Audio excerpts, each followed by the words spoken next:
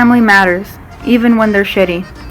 My grandfather immigrated from Mexico to California in the late 1950s when he was only 14 years old. Along the way, he learned some English, but he never became fluent. Growing up as someone who was the exact opposite and only knew the basics of Spanish led to interesting conversations with him throughout my childhood.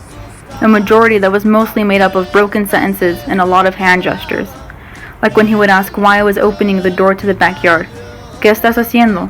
I would just respond with a blunt, los perros, gesture to the bag of dog food, and head out. And that was the main theme around the majority of our conversations. Him saying something in Spanish and broken English, and me responding with English and broken Spanish.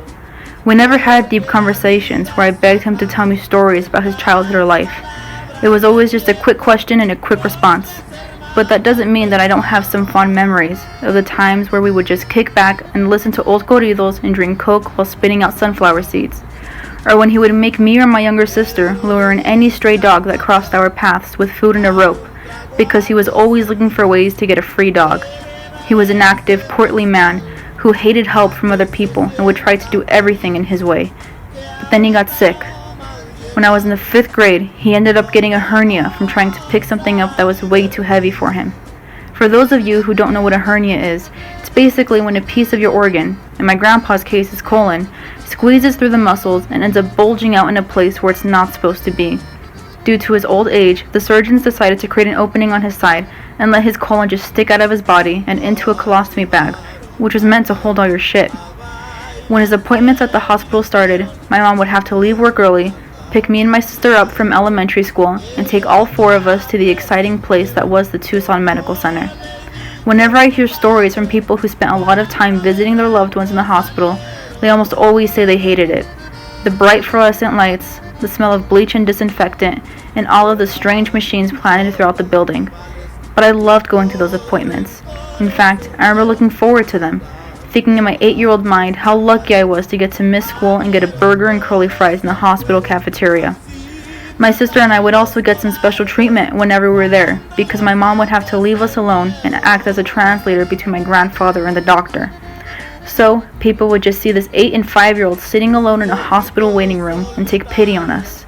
And we definitely used this to our advantage. For example, people would change the television channel to Nickelodeon or Disney Channel, and I would just think about how I was in a comfy chair watching my cartoons, while all of my friends were probably taking a spelling test. We even got free cupcakes from the nurses one day. One of the nurses had just recently had a baby shower, and after seeing us, she offered some cupcakes to the 2 of us. I still look back fondly at the chocolate cupcake with the blue frosting and one of those plastic toppers in the shape of a onesie. However, there were also a lot of problems that started building after his injury. My grandfather struggled with alcoholism for a large part of his life, and while it was a problem before he got the hernia, it didn't impact me until afterward. I remember on multiple occasions where he was drunk and forgot to empty the bag, so there'd be shit spilling out and getting all over the place. And when he would be sober, he wouldn't want to clean it up, which led to so many arguments between him and my mom that I still remember today. His stubbornness never helped either. It was one of his worst traits and caused many of the home nurses to quit. I was in middle school around the time that my grandfather left to California. When he did, I saw it as a relief, which sounds terrible, but I had. No more nights where he would stumble around drunk, no more fights that I had to listen to, and no more of the smell of shit. Whenever my mom would tell me about the complaints that my cousins had about him and how they couldn't stand the smell, I would just think, at least you didn't have to live with him. It wasn't until my sophomore year in high school when I realized just how impactful he was in my life.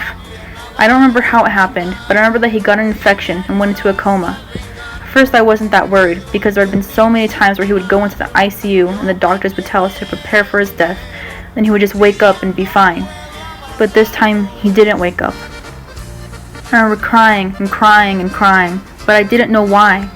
When a family friend had asked me what was something good that I remember, it took me forever to come up with an answer, and even then it was half-assed.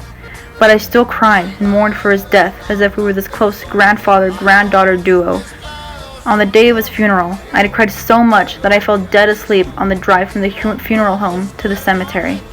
And when I was standing there, watching them put his body into the ground, my body was going through this combat between mourning for him, feeling resentment towards him. To this day, whenever I think about him, I sometimes tear up a bit. I'm tearing up right now as I write this, and I'm still not sure why. They say that blood is thicker than water, and that family is everything, but sometimes it's hard to stick by those statements when your family is hard to be around.